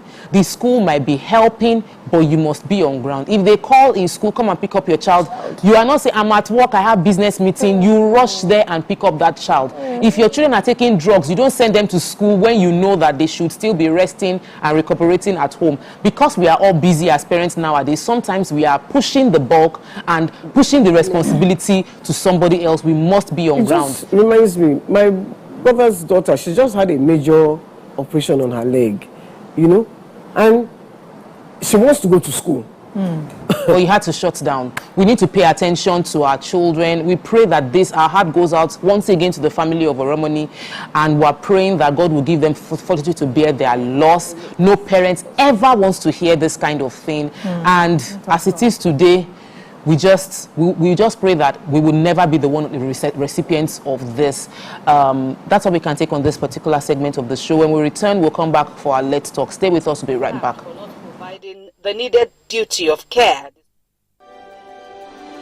TVC Communications, Nigeria's leading independent broadcast company, has been officially designated as a great place to work. Over the past few years, we have transformed our workplace into one which is respectful, caring, rewarding, and provides great benefits to all our 500 employees. We thank our team for giving us the chance to show that partnership between employer and employee really works. TVC Communications, officially designated as a great place to work, and now the only broadcasting and media company not just in Nigeria, but but throughout continental Africa to be fully certified. TVC Communications, a great Nigerian company, a great Nigerian place to work.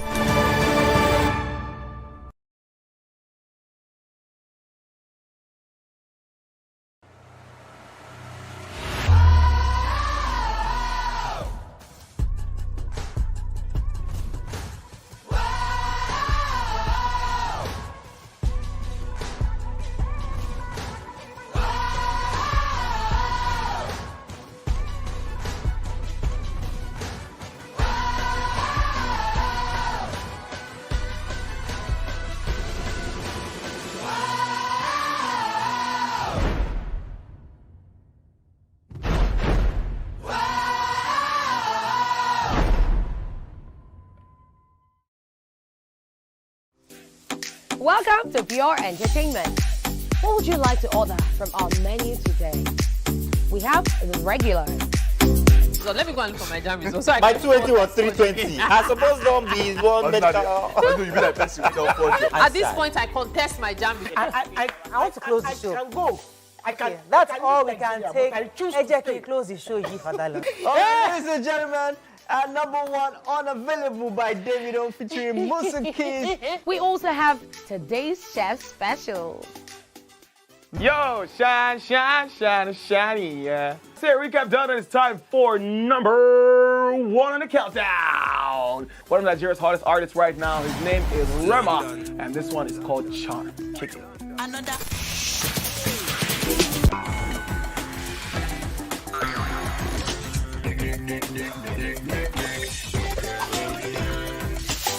For dessert and a bit of nightcap, we have the nighttime and online specials. I want to start the gym, yeah? But do you know one thing that's actually keeping me back?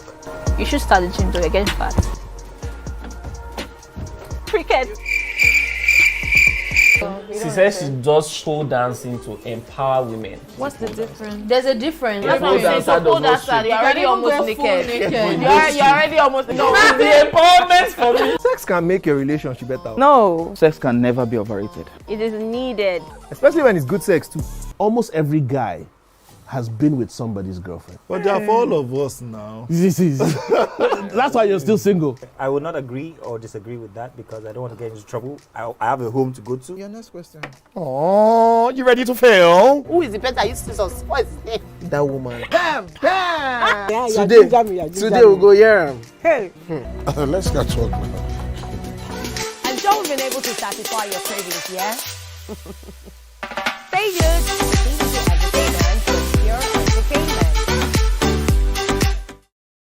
Ladies and gentlemen, make welcome the grand comedian of the Federal Republic of Nigeria, Gbenga Adeyinka the First.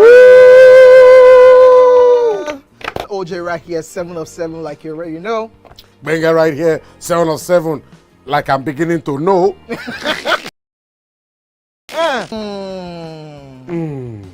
It's now time for the question. You don't scare me one bit. Bata, I go drink. So. Okay. So now one chance for enter. My first question. Do you remember the names of the winners of that edition of StarQuest? Of course I do. Why do you? And I hate myself for this because I have this question for you. Final question. No. Where outside Nigeria and what year? Think you're the only one that can be wicked. I am thinking because I know back in the day. Don't think. Answer my question quick.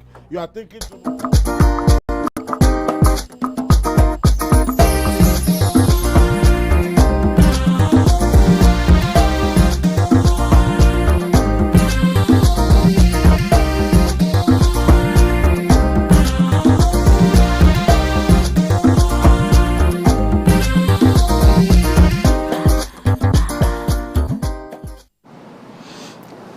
Welcome back and thanks for staying with us. Joining us on the show today is the founder of Comfort Empowerment and Advocacy Foundation, Paul Akinyemi Thomas. He'll be speaking about raising awareness about sexual assault, domestic violence, and child marriage. He's an avid speaker, an avid blogger as well, and a strong advocate for women empowerment. Seriously, how did this happen? Why did you decide to do something like this? We see more women in advocacy. Very rarely do we see men. So how did this happen? Well, good morning, everybody. Good morning. My name is Paul Akinyemi Thompson.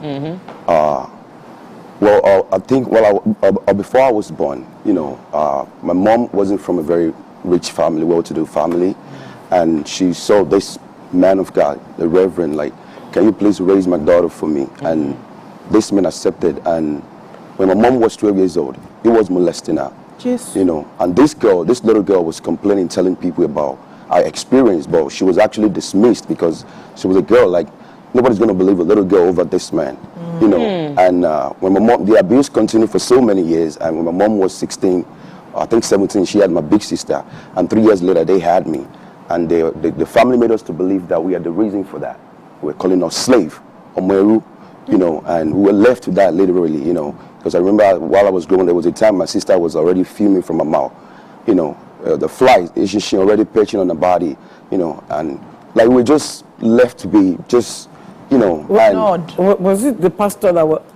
The wives actually, because the man actually had about 10 wives, before all of this happened, and before I traveled, one of these women made me to eat my own poop. She did all of this. But I'm here today, I'm grateful. And the reason why I started this is very simple.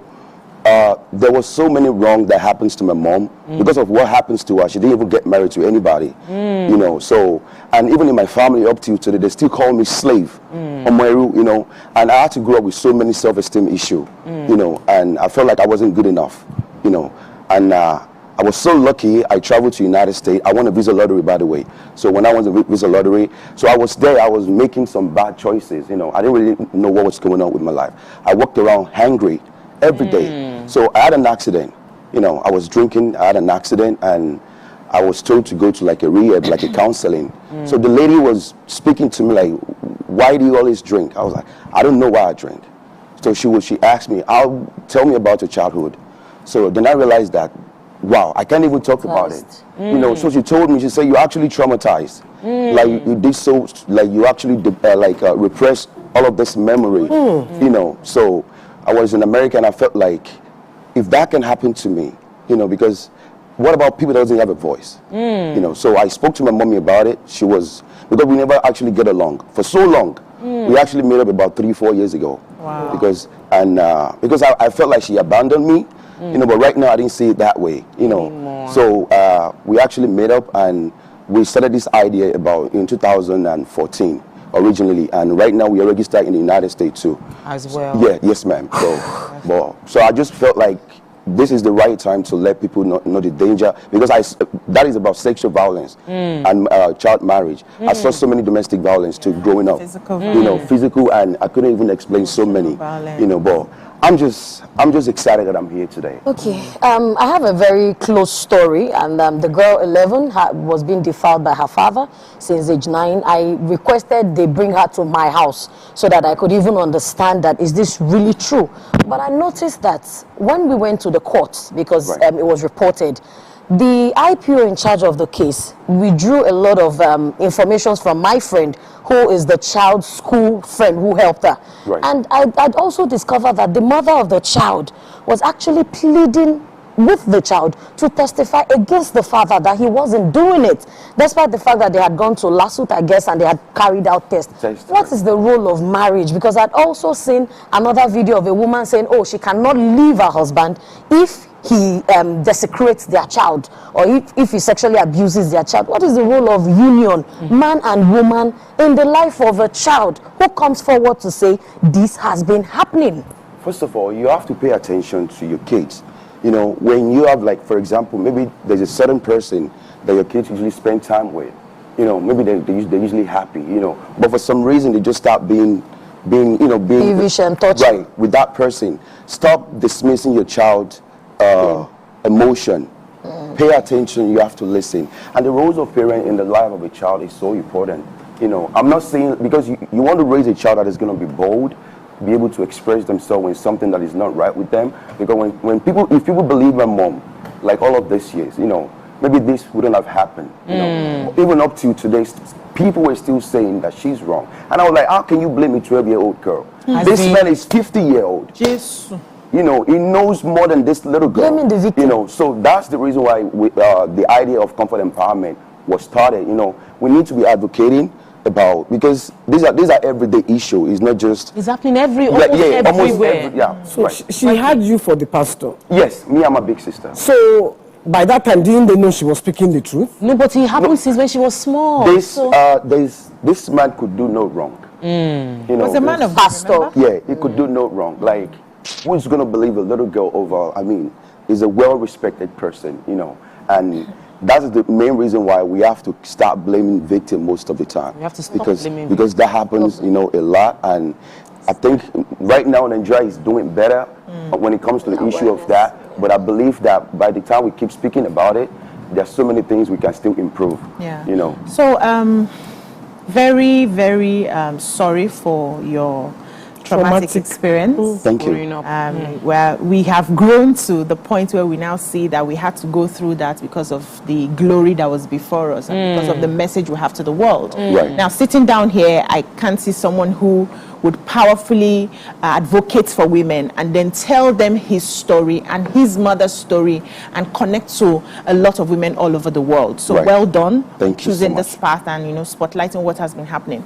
But I want to ask you, in your advocacy, and now that you say you are working on building a shelter, have you seen women who are in domestic violent relationships who somehow refuse to break out of it because of some of the benefits that they are getting, or the fact that they do not have the will to stand up because of what society will say? When you come across such women, what is that hope you give to them that they can actually come out of this and survive? Well, that's a very good question. But the first thing is, when you see a woman that tells you that no matter what happened in that relationship, she's not going to leave that marriage, there are two things that is going on right there. First of all, that lady or the woman watches her own mom getting beat up every day. Domestic violence is actually it's a learned behavior. It's not something that people were born with.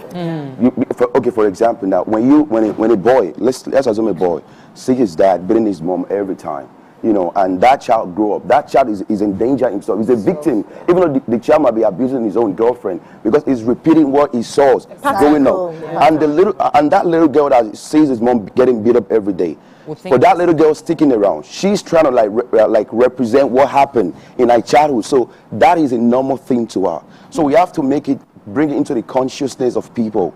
You know, like it shouldn't be like a family matter anymore. It shouldn't be. It has to be something that you can discuss, like the way you guys are discussing about, like a normal conversation. So it shouldn't be something that people are going to be afraid to talk about. And you have to understand that when someone abuses you, it is not your fault.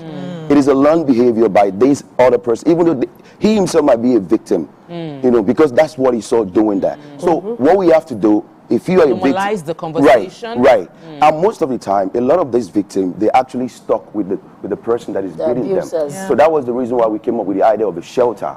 Because when someone can have a place they can escape to, they can run to, that can even give them options, you know, hope. You know, so I don't know if I answered your question right. Okay. So you have this shelter. Sorry, you have this shelter now.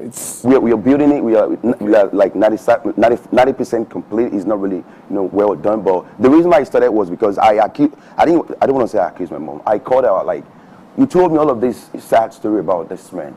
Why do you just stay with him? And she told me our own family doesn't even want to take her. You know, nowhere to go. Right, and I could like right now I can see from my own perspective. You know, because at the time I felt like she abandoned me. I mean, I was so mad. You know, because I was going around, walking around with so many anger. But when I started talking to people, they was like, "Your mom too is a victim. Like, what the hell with you? You have to just relax. You have to forgive her." And the people that did this thing, up to today, they've never accepted any responsibility for what they did. You know, so I want to take this as my life purpose. This really motivates me. Like I want to make this my life task. you know. And I believe with God, with the help of the media, we're going to keep, you know, talking about it, you know, advocate about it. And I like the advocacy part. If you need me, call me. I will tell them. Because so we've been going around too. So many issues. But now I want to talk about admittance. How do you intend to admit these bruised victims? Because I'm looking at what BC says. Some people don't even want to live willingly, and their life is already on the cliff. Any moment it will just be open. It will cut. Do you understand? So do you think that it is something that they have to willingly come to you, or when you now have such endearing cases, you move in, you swing into action, and you get out the victim? Well, in confident empowerment, we have something called anonymous reporting.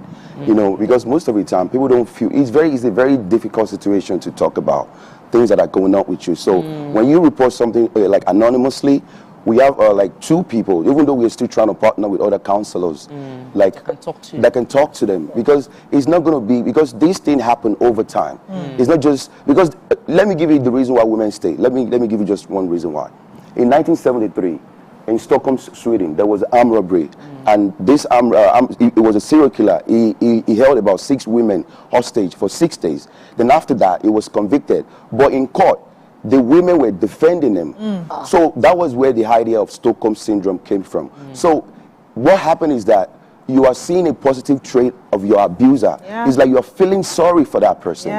So in a way, you feel like you want to help them. You can help them. But it is a learned behavior. This guy doesn't even see anything wrong with it. The reason why someone can change is if they realize that what I'm doing is not right. They can have that humbleness in their own mind, and that's why they can, like, you know what, I think help. Yeah.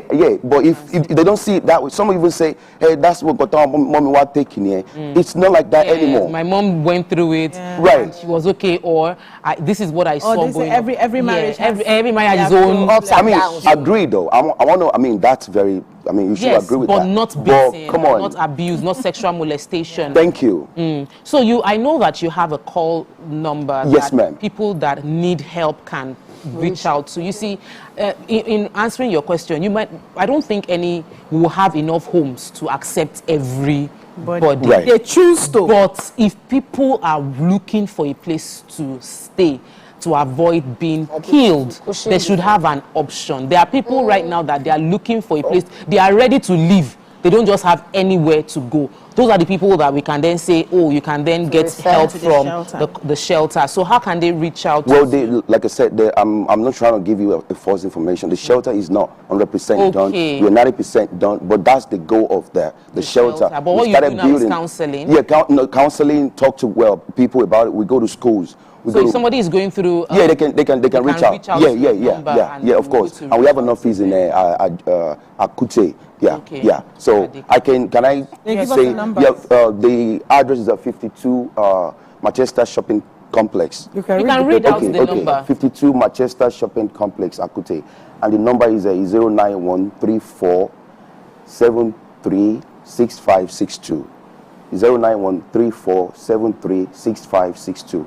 And in case I want to reach out in the United States too, because we just registered in the United States too, 00914108423876. And we are all over social media, Facebook, Instagram, Twitter, and so on. I think the advocacy is a big deal. YK, you want to? Yeah, I wanted to ask how many, once the shelter is completed, how many people can facilitate? We can take 6 people, but each room can take 2. Not just one person. Can share. Yeah, because it's a very large room, you know. But we're not going to reveal that location though, for safety reasons. Because I saw a video very recently, I think yesterday or the day before yesterday, a woman who had left her husband's house. It was on social media, and the guy actually called her to lure her that he wanted to come and appeal. But he has a different motive. And he eventually beat her to a pulp.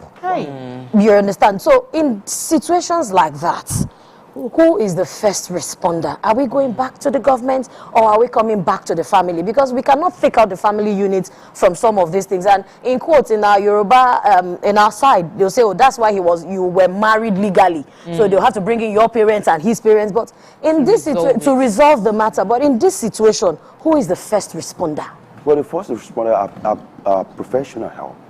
For like counselors, because if therapists, like for example, when a victim of a domestic violence is speaking to maybe like a counseling, from the way she's talking, they can tell what's going on behind the scene, even because that's what they are trained about. And some of the time, our police officer needs to do. I mean, they are trying because some of the police. I was going to ask you that exact question. Okay. Oh, yes, please, because you were able. You found help for trauma that was repressed. Right. While being what would have been penalized for the crime that you seemingly commit. Yeah, I had a DUI. Right. So I think our government, the Nigerian government, is trying, but I believe we can improve and do better, because some of these police too, some of them abuse their wife at home.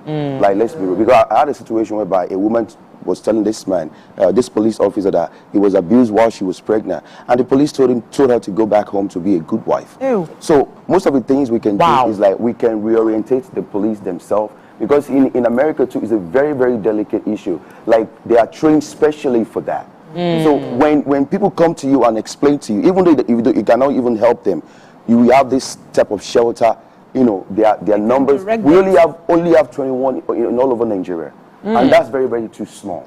You know, so I believe with the help of advocacy and talking about it, we can have more partners too, and hopefully we can do better. Yeah. Maybe some people that are not even around you. Sorry, maybe some people that are not even in the country and their houses are just locked up. Right. They might even donate their house to you, so at least you can have more shelter for more people. We have a lot of free houses here that people are not living in. We too can also donate. I've never seen that. And I want to commend Lagos State government. In Lagos. They are doing. They have shelters, and they are really improving. And I believe, you know, as time goes on, everything's going to be. So I would like to also, advise that in setting up the shelter here, we must first of all also pay attention to having maybe in collaboration with quite a number of therapists. Oh, therapists, yeah. Yes, because sometimes these women finally break away, but after a while, they are not used to the new normal you're trying to introduce them to. That's why find their way back. That's why empowerment needs to come. Now you understand that it's no longer a physical issue, it has gone mental. Mental, right. And it has to be dealt with from there, so that you don't have people, after rehabilitating them for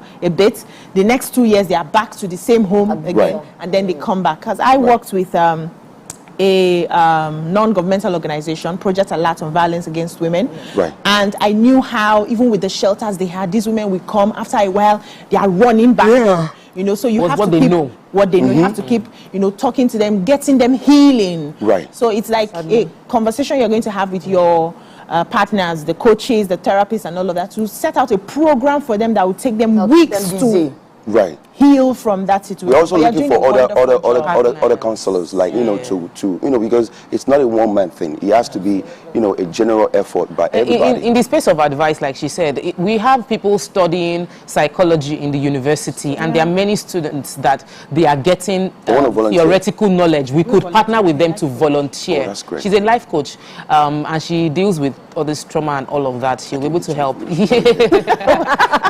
are still on TV, sir. No, okay, sorry, my fault. I would volunteer. I would like to say that thank you for turning your pain into a gain for other people, and thank you for finding a way to turn that trauma into a blessing to others that are going to be benefiting from your initiative. Your story is very, very touching. It is. And I just pray that other people that have gone through, that are going through, or went through this, will find hope in the fact that you've been able to step out of that darkness into becoming light for others. Yes, what would be your final words, as we're out of time? Well, if you're going through domestic violence, you need to understand that it is not your fault, and you have to seek help. You have to validate your own emotion, because many times we want to dismiss how you feel. Your emotions are valid, they are genuine. You have to believe that, and you have to believe that you're not the only one. Like, it is not you. Don't blame yourself for it at all. This man learn it, and you have to seek help. You have to make sure you seek for shelter too, because safety first. And I believe with the help of the government, we can even do better on that. Like you said, Lagos is doing a whole lot. We expect other states to take up the same thing. DSVR team. Yes, I know. DSVR team is doing a whole lot. We want to have DSVR in every other state, bringing support to people going through challenges. Stop victim shaming. Yes. You said that. Stop victim shaming. Family members should provide support in the family. Normalize conversations around abuse. People shouldn't be victim shamed for talking about the abuse. Right. Seek help when you need it and validate yourself on that journey. Thank you so much, Mr. Paul Akinyemi Thompson, for contributing to the show today and for the good work you're doing. Our heart goes out to all the ones going through these challenges. That's what we can take on today's show. We'll see you tomorrow. Enjoy the rest of your day. Bye.